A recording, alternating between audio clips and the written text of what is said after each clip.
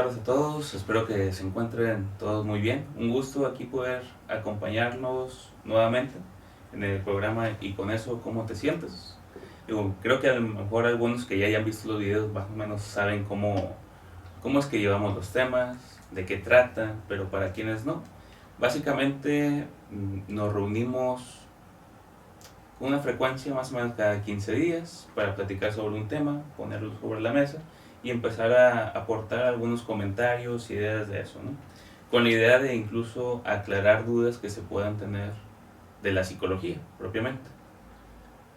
El día de hoy tenemos un tema, me parece que muy importante, digo, antes de empezar con todo, es el tema del diagnóstico, ¿no? El diagnóstico, algo que muchas personas de hecho llegan con la pregunta de si habrá un diagnóstico, si a través de la terapia se irá dando, es algo que se entrega, si funciona, cómo es, cómo se maneja, para qué es, de qué se trata, una vez que se sabe qué es lo que se tiene que hacer. Entonces, esas son las preguntas que vamos a tratar de ir aclarando dentro de lo posible en este espacio, ¿no? Entonces, pues, un gusto, Elisa, Rubí, que nos estemos acompañando otra vez para hablar sobre este tema. Claro, y creo que a lo mejor pudiéramos iniciar hablando de cómo se da el diagnóstico, ¿no? Porque ahorita que planteabas estas preguntas de que a veces las personas llegan al espacio terapéutico buscando un diagnóstico o porque ya traen como un diagnóstico previo y quieren como llegar a corroborar o esto de una segunda opinión, es importante como plantear cómo se realiza. Usualmente en el campo de la psicología y bueno, me imagino que también en los otros campos médicos, se utiliza un manual, ¿no? O una especie como de libro que te dice, a ver, bueno, de tal cuestión, estos son los criterios diagnósticos que se supone debe cumplir la persona, ¿no? Y usualmente estos libros te hablan de frecuencia, el tiempo en el que debieron haber aparecido estos presuntos síntomas, la intensidad incluso con los cuales estos síntomas aparecen y pues casi como una especie de lista, como en forma de checklist, ¿no? Debe de tener esto y esto y esto y esto y esto. Y usualmente cuando nos lo enseñan en la escuela es como, bueno, abres tu manual, ves como te das una idea de qué pudiera pasar con la persona, abres tu manual y haces como tu check, ¿no? Y empiezas, si lo tiene, no lo tiene, si lo tiene, no lo tiene, cumple con el tiempo, cumple con esto, bueno, pues ya está, ¿no? Aquí está el diagnóstico y se supone que entre las cosas que da o beneficia el tener un diagnóstico es que también te da como una pauta de, bueno, ahora qué tratamiento debes continuar, ¿no? Entonces, si lo pensamos, incluso es como muy el modelo médico, en el cual pues llegas con un médico, te hace una evaluación o te preguntas tus síntomas y a partir de eso el médico te dice, bueno, tú necesitas estar tomando tal medicamento, tales pastillas o tal cuestión porque es lo que te va a curar, ¿no? Y dentro del campo de la psicología es lo que también ha traído como mucha crítica y cuestionamiento el pensar a las personas como tal dentro de estas normativas o de este cuadro, por lo mismo, ¿no? Por lo que implica esto de síntomas, muy el estilo médico, y la parte de la cura, porque es el tratamiento que sigues a partir de esos síntomas que se presentan. Entonces, creo que justamente pudiéramos comenzar ahí hablando de que nos da mucho campo para cuestionar, para debatirlo un poco, para reflexionarlo, porque pues es la tradicionalidad, es lo que nos enseñan en la escuela, ¿no? Y son las pautas que se supone que debemos continuar. Pero realmente ya en la práctica nos da mucho espacio para reflexionar en torno a lo que implicaría tener un diagnóstico y cómo se da el diagnóstico. Claro, e incluso, perdón, ahorita que hablabas como de este cuestionamiento, pues de las mismas palabras, ¿no? O sea, un tratamiento, como un tratamiento médico, como si fuéramos a recetar alguna medicación, ¿no? Que bueno, es importante aclarar que los psicólogos no medicamos. Entre otras cosas, también me parece importante aclarar que no todos los psicólogos diagnostican de esta manera. Por ejemplo, ahorita Rubí, que mencionas el DSM, no todos los psicólogos lo utilizan, ¿no? Y a lo mejor aquí Sergio podrá hablarnos como desde otra trayectoria, pero al menos desde lo cognitivo-conductual, que es una de las áreas de la psicología clínica, sí se utiliza. Esto es importante aclararlo porque luego hay muchas personas que no saben que existen áreas de la psicología clínica o corrientes teóricas y que están esperando quizás lo mismo de todos los psicólogos. A mí me ha pasado, como me preguntan, bueno, ¿en qué momento me vas a diagnosticar? ¿No? O llegan y no saben que eso puede ser posible, o sea, que también pudiera ser aplicable, ¿no? Entonces, al menos desde esta corriente que aquí Rubí y yo manejamos, que es lo cognitivo-conductual, puede prestarse la posibilidad de un diagnóstico. Que, bueno, hay muchos cuestionamientos ahí, ¿no? Y luego hay muchos colegas yo también aplico aquí, pues que ya no diagnosticamos como tal. Uh-huh. Es más común que se vea en esta área, en psicoanálisis.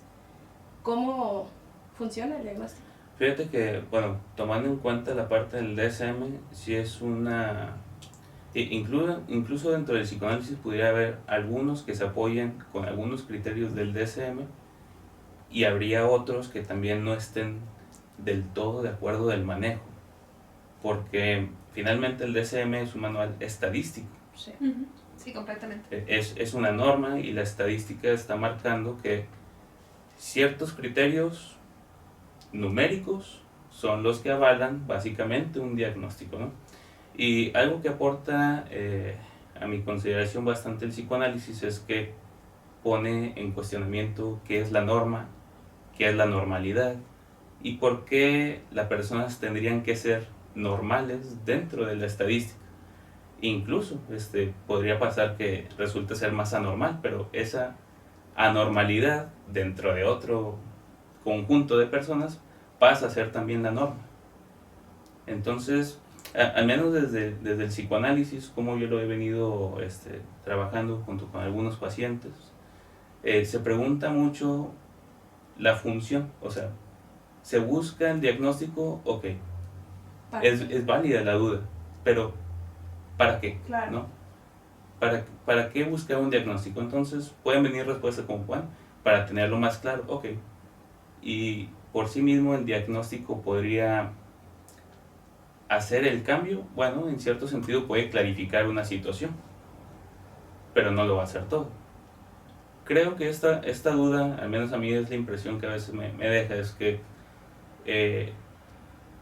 venimos como de una cultura muy dentro de la etiqueta, que todo se trata de etiquetar con enfermedades, incluso con estereotipos, y siempre se está buscando una etiqueta que poner a tal cosa para que dé una claridad. Digo, a lo mejor va a ser un tema que vamos a ir viendo más adelante, pero incluso teníamos el tema de los autodiagnósticos que pueden venir a partir de las redes sociales, ¿no? Sí. El que una persona se sienta como identificada no es como para ponerle un juicio, inclusive se podía comprender en la necesidad de saber qué me está pasando, que no llego a comprender qué es lo que sucede conmigo, y una vez que me identifico, es lo que me pasa, ¿no? Entonces, al menos ahí desde la terapia psicoanalítica es dependiendo del criterio del para qué. Claro, incluso, bueno, hace tiempo yo pensaba como, bueno, el diagnóstico te sirve para acceder como a un tratamiento médico incluso adecuado. Pero últimamente también me he estado cuestionando como, ¿y de verdad para todos los diagnósticos se necesita medicación? O sea, me parece que incluso para muchos de ellos no es necesario, ¿no? Es más, hasta pensaba, por ejemplo, en estos diagnósticos de depresión, de ansiedad, particularmente en las mujeres. O sea, son síntomas o son criterios que la mayoría de las mujeres llegamos a sentir, ¿no? Y no precisamente tenemos como un diagnóstico o un trastorno depresivo, porque todavía el DSM te dice que hay distintos tipos de depresión, ¿no? Lo pensaba precisamente con diagnósticos de depresión, que es muy común en las mujeres, según las estadísticas, ¿verdad? Y también con trastornos de la conducta alimentaria, ¿no? Entonces incluso hasta pensaba, como, ¿y de verdad todos necesitan una medicación? O más bien es como una etiqueta. Vaya, este cuestionamiento de ¿y de verdad te va a servir? Claro. ¿O para qué? ¿No? Y que creo que justamente, ¿no? Ahorita como que nos escuchaba, me quedaba pensando como en ese para qué, ¿no? En el para qué de tener como una especie de etiqueta, un diagnóstico o algo por el estilo. Porque creo que también va como muy relacionado con algo que desde la salud mental también hemos como buscado luchar mucho, que es la parte de la estigmatización, ¿no? Luego, al final de cuentas vemos en muchos espacios como el estigma de ciertos trastornos y diagnósticos, ¿no? Sí. Y que muchas veces esto también nos lleva a plantearnos bueno, porque yo tengo tal trastorno, entonces yo ya sé que, pues por eso yo me tengo que comportar de esa manera, o yo tengo que tener esto, porque pues ese es mi trastorno.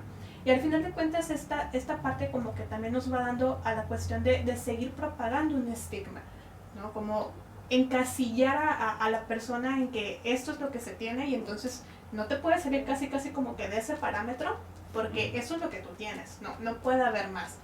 Y muchas veces también para las personas es complicado como el tratar de ir quitando estas etiquetas tanto de sí mismas o también incluso de otras personas o de otros espacios. Y me quedaba pensando mucho con esto que mencionabas, Elisa, de a veces como estas mismas etiquetas que entran dentro de ciertos trastornos, porque creo que también entra la cuestión de la patologización, ¿no? El pensar en el síntoma como una parte de una enfermedad. Entonces, pues definitivamente nos lleva a patologizar las conductas, los sentimientos, incluso las emociones de las personas, porque si tú te sientes de tal manera, entonces eso es algo patológico. Estás enfermo y entonces se te tiene que curar. Y me hacía muchísimo ruido porque creo que justamente entre las actualizaciones que tiene el DSM es donde entra el trastorno premenstrual, ¿sí? Que justamente dando clases en una universidad, cuando veíamos ese trastorno, pues evidentemente todas las alumnas fue como, ¿y por qué eso está dentro de un trastorno, no? Estas cuestiones como que todas las mujeres en algún momento hemos sentido, que hemos atravesado, que a lo mejor justamente antes de tu periodo menstrual, pues sí te sientes un poco con menos energía, a lo mejor más irritable, porque hay una cuestión hormonal y biológica de por medio que es normal en un ciclo menstrual. Cuando ellas lo leían se impactaron mucho, porque es como, entonces pues toda mi vida llevo enferma, toda mi vida llevo con algún trastorno, porque pues el manual te dice que ahí está y entonces eso que yo siempre he sentido es algo que está enfermo y que entonces debe ser curado. Exactamente. Y entonces es ahí en donde pues nuevamente nos vuelve a traer esta cuestión de cuestionar, cuestionar más allá de, no es solamente hacer un checklist o no es solamente como, si tienes una enfermedad o tienes una patología o algo por el estilo, sino también creo que está esta parte de entender que muchas de las cuestiones como tal han sido patologizadas.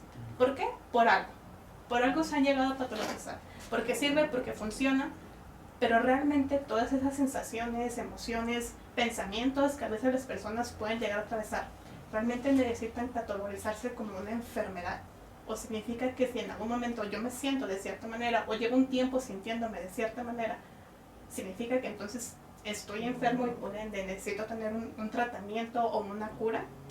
Claro, fíjate que, no sé, o sea, me ponía a pensar como si nos ponemos a ver el DSM, ciertos criterios quedan también como muy ambiguos.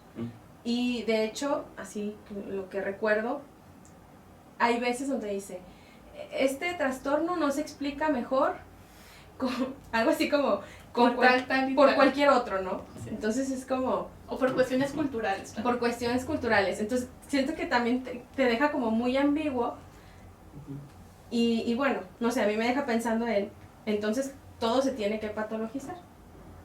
Ibas a decir algo, pero no te quité la palabra. Sí, es que bueno, iba un poquito mucho relacionado a esa parte que decía Rubí, porque incluso justamente en clases que me tocó acompañar a algunas alumnas que se están formando como asistentes educativas, recuerdo que hacían mucha referencia incluso sobre un abuso del diagnóstico del TDAH, ¿no? Sí, sí. Decía, es que todos, o sea, pues, no sé, de 15 niños que están, 10 están diagnosticados con eso, ¿no? Entonces empezaban a ver como cuáles son las características, y una de ellas, recuerdo muy bien que decía, pero eso no también son algunas conductas que hacen los niños normalmente. Claro. Entonces, ¿cómo es que ciertas conductas empiezan a ser patologías consideradas, en este caso por tal cual, un libro desarrollado? Y también podríamos empezarnos a preguntar de dónde y cómo es que proviene el DSM, también de un contexto americano. Claro. Y eso también está muy atravesado por también la forma y la cultura también de Estados Unidos. O sea, que finalmente el hecho de que todos también estemos de alguna forma enfermos, hay ciertas ganancias provenientes de otros lados, que serían, pensándolo de alguna forma, por ejemplo, de la industria farmacéutica, ¿no? El constante consumo de medicamentos sostiene una de las grandes riquezas que es esa industria propiamente, ¿no?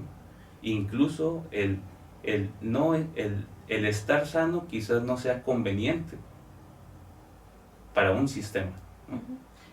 Sí. Donde constantemente la enfermedad, lejos de proporcionar algo benéfico para algunas industrias, espacios, pudiera ser el mejor plan para ellos.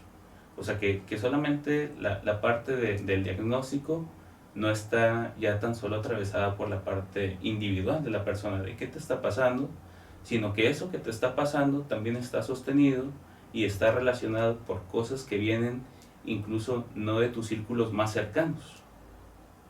Realmente también somos personas que tenemos otras áreas de nuestra vida, sociales, económicas, políticas, globales en general, que nos podría ayudar en algún momento quizás a dimensionar hasta dónde tiene el impacto de un diagnóstico. Claro. Inclusive, bueno, ahí quizás profundizando un poquito más sobre esta parte de las infancias, el día de ayer, junto con un maestro y un buen compañero, veníamos hablando sobre una intervención. Me pareció muy bueno los comentarios que llegué a escuchar también de un colega de Israel, que hacía un cuestionamiento sobre la intervención de estimulación temprana. Como si la parte de la estimulación constante realmente beneficia en el desarrollo al niño o al bebé, o a la bebé, ¿no? Pero es incluso una intervención también promovida por espacios de la salud mental, de la salud del desarrollo, y que bueno, él ponía ahí el cuestionamiento como una invitación a una reflexión de si realmente una constante estimulación será lo mejor para el bebé o para el infante.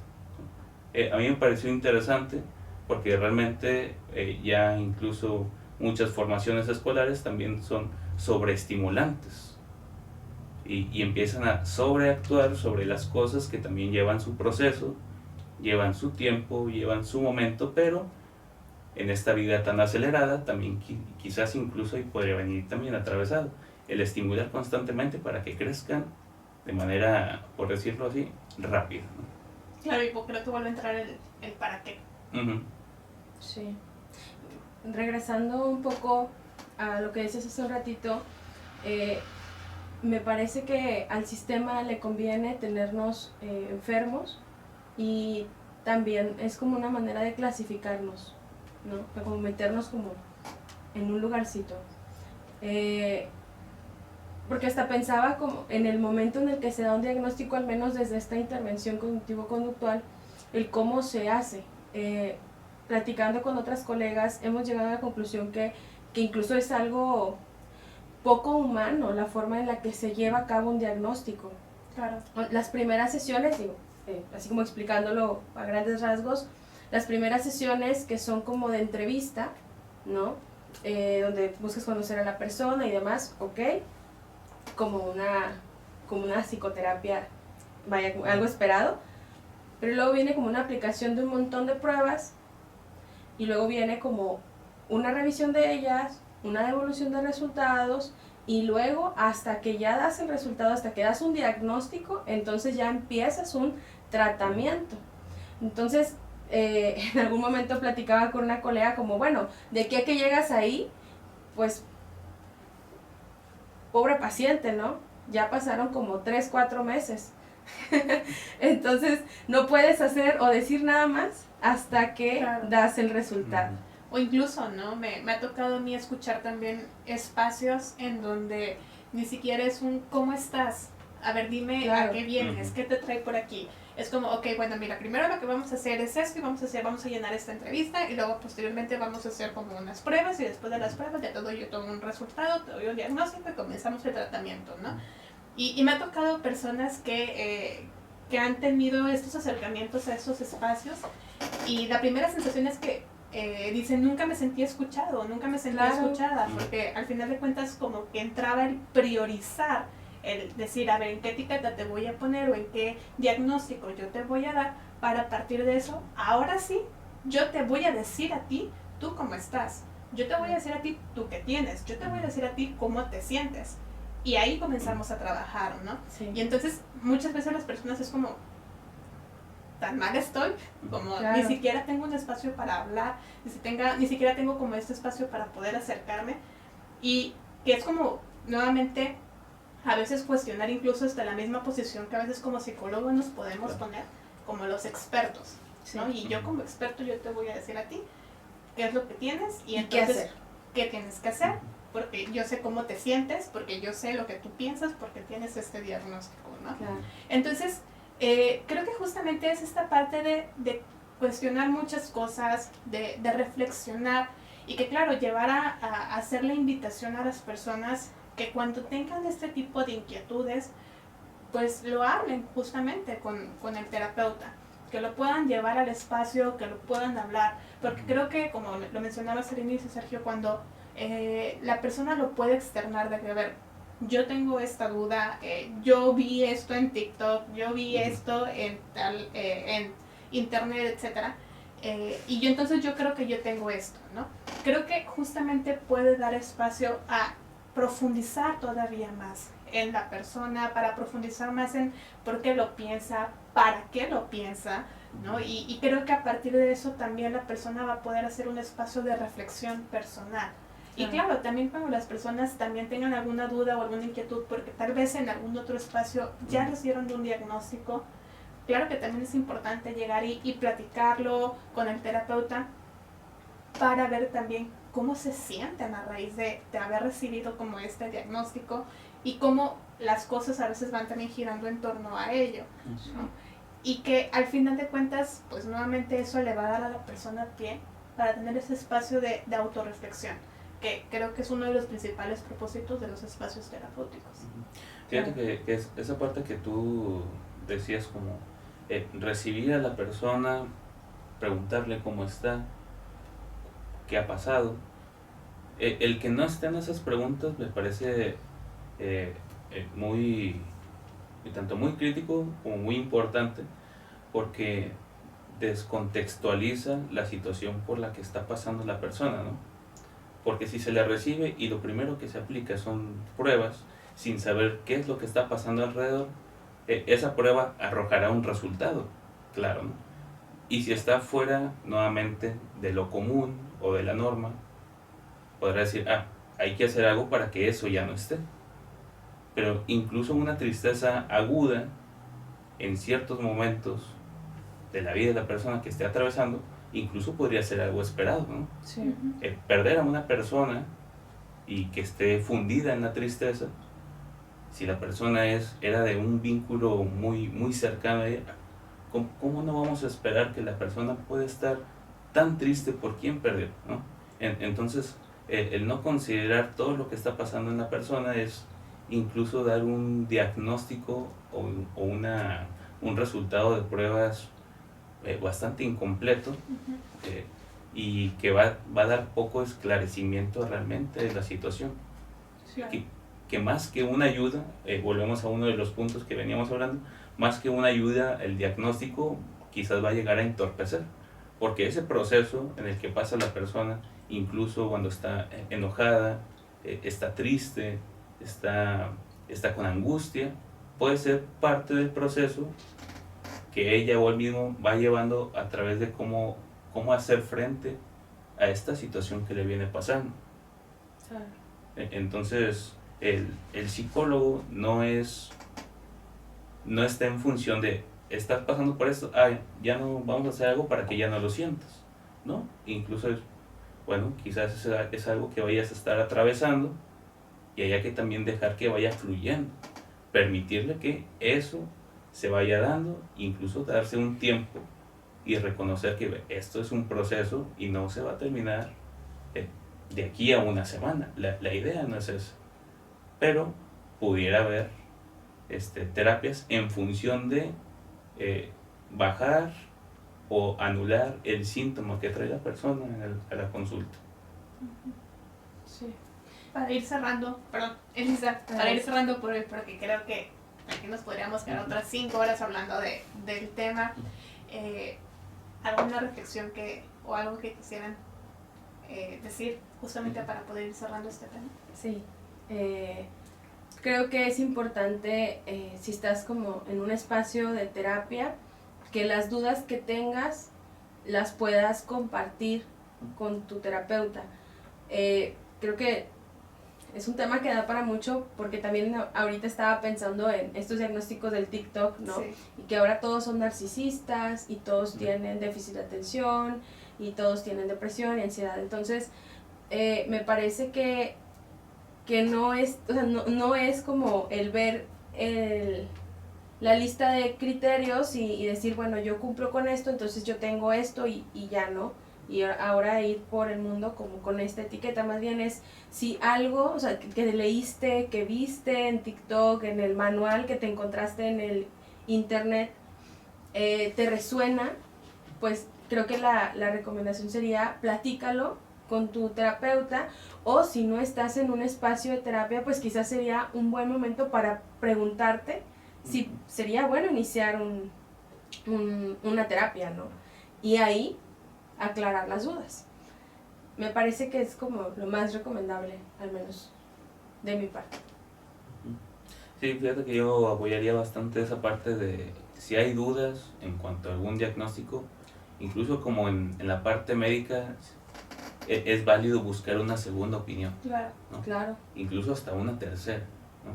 Porque si uno se va con algún diagnóstico médico, por poner el ejemplo, y no está tan convencido de cómo es que se tomaron los criterios para decir que esto es lo que tengo, bueno, voy y me acerco con alguien más y ya puedo ir empatando de, bueno, él dijo esto, el otro doctora dijo otra cosa, entonces quizás pedir una tercera y que a partir de ahí ya se puedan ir tomando decisiones, incluso en si te hace sentido el diagnóstico,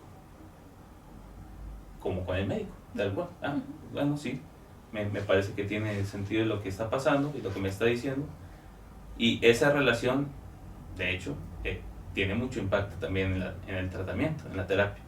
Si uno no confía incluso en el diagnóstico de cualquier especialista, la adherencia al tratamiento básicamente podría ser nula, ¿no?